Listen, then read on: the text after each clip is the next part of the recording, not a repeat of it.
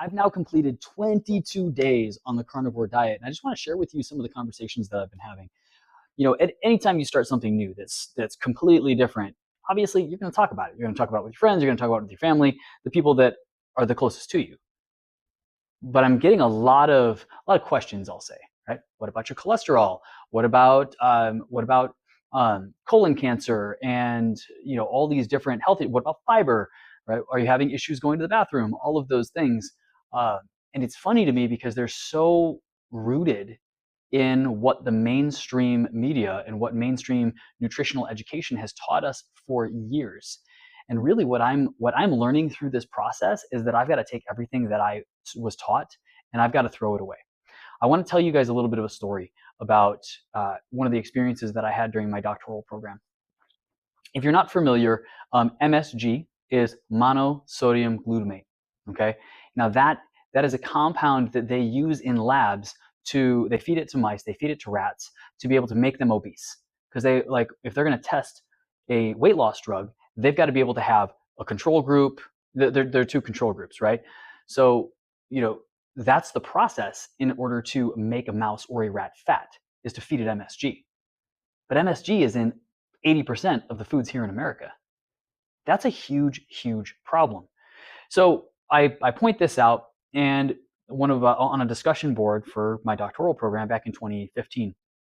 And one of my classmates says to me on the discussion board, he posts this article, I think it was from Brown University, I want to say, and it was like debunking the whole, they call it a myth, that MSG causes obesity.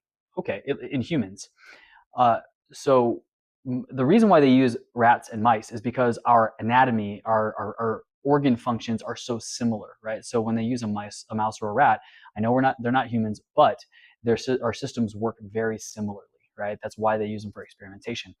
But with that said, Brown University said that wasn't the case, that in humans, MSG did not cause obesity. So I got to thinking, after reading this article, I'm like, this is not right. This isn't what I've been taught, right? So I did a little research. I dug into Brown and I was like, you know what? I want to know who's funding the research over at Brown University. And they have to publicly post that. It's hard to find, but if you dig, you can really find it. And I found that all the major corporations, Mars Corporation, Coca-Cola, Pepsi, like all the processed food companies, and there was a laundry list, guys. It was massive. All these companies were funding the research at Brown University. And that to me is like a huge red flag. You're telling me that there's no bias in this research when this is where they're getting the money to do the research. So to me, that's awfully strange. And so I'm correlating a lot of this. I kind of swept it under the rug, and I didn't really think a lot about it until just a couple of years ago with the jab.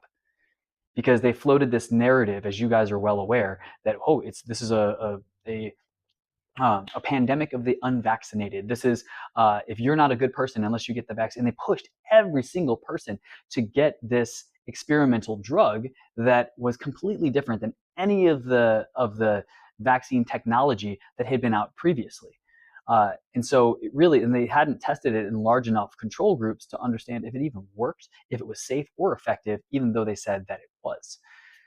That was a huge propaganda war. And as you noticed, mainstream media still to this day, they less and less, they talk about it, but you still got the holdouts they're all over that thing.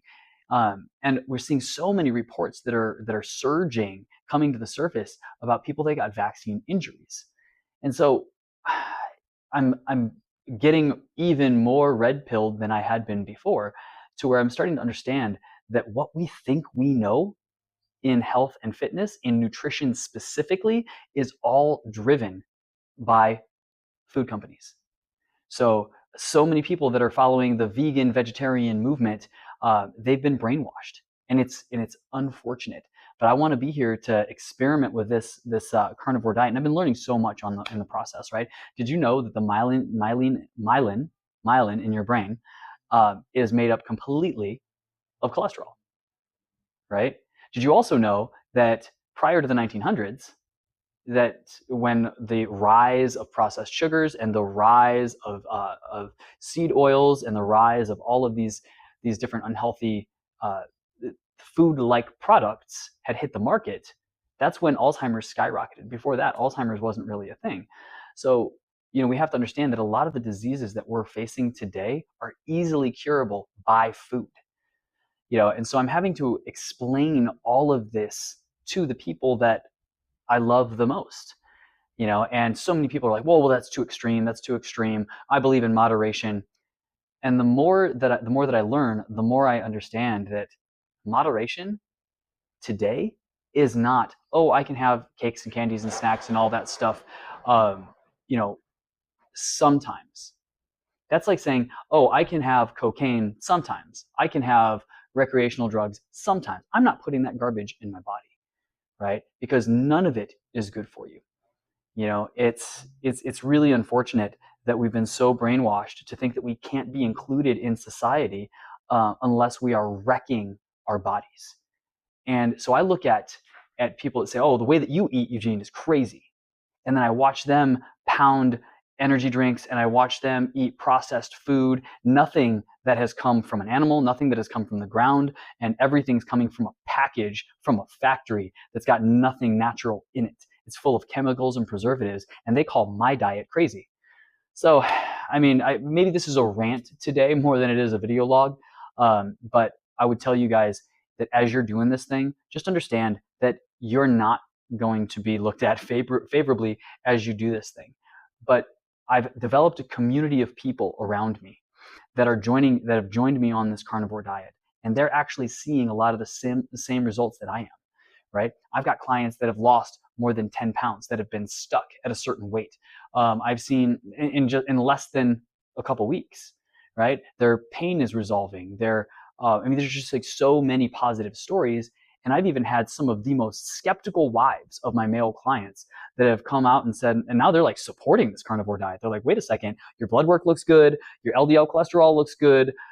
Actually, believe it or not, I have one client, when he got his blood work back, his blood sugar was way high, which just tells you he hadn't had a carb in 2 weeks. His blood sugar was high. That tells me that he has so much, just so much of an insulin resistant response that his body is having a hard time controlling the level of sugar that it's trying to convert from fat. So there's all kinds of crazy things that happen on this diet. It's just really an interesting journey, and I love that you guys have joined me on it. I appreciate you all. Like, subscribe, comment on the videos, because all of those things help so much. It helps motivate me, because then I know that people are actually watching and care about what I have to say. But two, it pumps the algorithm up, and the more people we can reach, the better with this message, right? There is healing in food. And I think I'm finally at a point where I can talk to my mom, and tell her that this is something that I really think that she should try. I was going to wait until after the 90-day experiment, but I've got so many positive results here. Why not? Why not just start now? What could it hurt?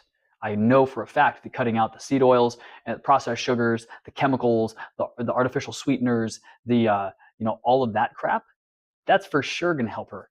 Even if she continues on a path of eating, moderate carbohydrates through vegetables and fruits. So anyway, that's all I'm going to say. I love you guys, and we will see you tomorrow.